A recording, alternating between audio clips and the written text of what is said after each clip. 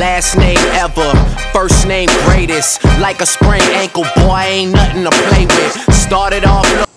Hey everybody, it's Mr. Cabrera. Now I don't have a whole lot of time. It's actually about 6:30 in the morning on Thursday, July 28th. And I am here at the school. I've opened up. We got kids gonna get here probably starting around 7. The team is gonna get here a couple minutes after that. I usually come in and I do the opening. But today, I only have a quick second. I wanted to talk to you guys real quick about, perseverance. Perseverance is, we're wrapping up talking about perseverance this week. It is week 4 of perseverance, and we are wrapping up that power forward. And in fact, next week, I'm already, got the materials out and getting started and getting ready for it. We're going to start talking about the new power forward, which is teamwork. The power forward for August is going to be teamwork. But I wanted to share some quick information, real quick, since we're wrapping up perseverance. To what to do. This week we're talking about when you persevere towards your goals, eventually you're going to achieve them. One of the things is as far as persevering is concerned, is you have to have certainty that you're going to achieve whatever the goal is that you're going to get to. But what happens once you do that? Once you get the goal, you earn your black belt, or you become an instructor, or you get the good grades, or whatever it is. Now what? If your goal was to lose 50 pounds, or 20 pounds, or whatever it is, or build 5 pounds of muscle, like in the case of physical goals, what happens once you get there? Well, the thing that we like to do here at Sidekicks is we like to always go back to our philosophy of what we call chung-shil.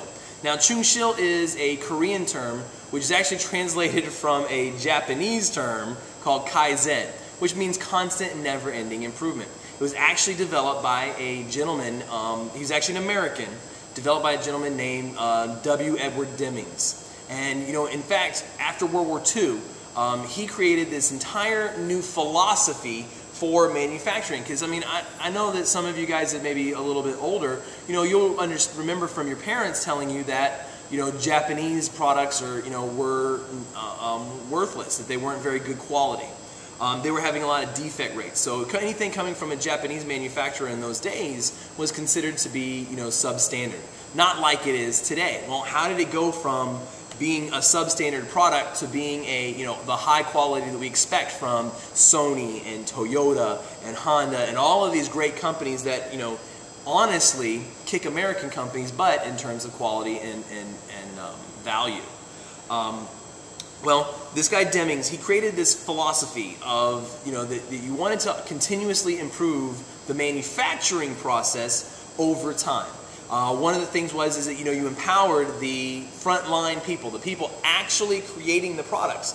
That what they were going to do is they were going to create the ability to make improvements. That if you saw the ability to make an improvement in the product or in the manufacturing process so that there was less defects, to get as close to 0 defects as you possibly could, they were then empowered to do that. Now, this was around the time of World War II.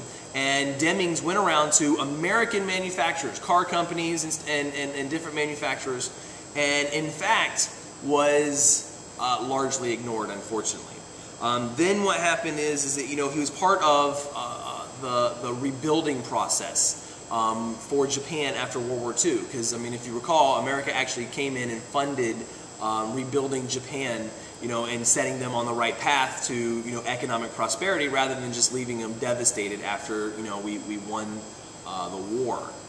So the cool thing is that when that happened, the Demings went over with his philosophy of continuous improvement, of constant and never-ending improvement. And the Japanese people, the businesses, manufacturers, in fact, the entire business society internalized this concept to the point where today there's actually an award, like the highest award that you can get in Japan, like the Oscars of business, is called the Deming Award, or the Demings Award, and it's for continuous improvement. Well, the thing is that we took that philosophy, after a lot of experience with with motivational speaker Anthony Robbins, and internalize that into our program. That constant never-ending improvement is going to be what our goal is all the time. And I think that's a really cool thing, because you know what? We want to find out how high is the sky. And certainly perseverance, not quitting, continuing until you're successful, you know, not giving up. Those are important factors in there.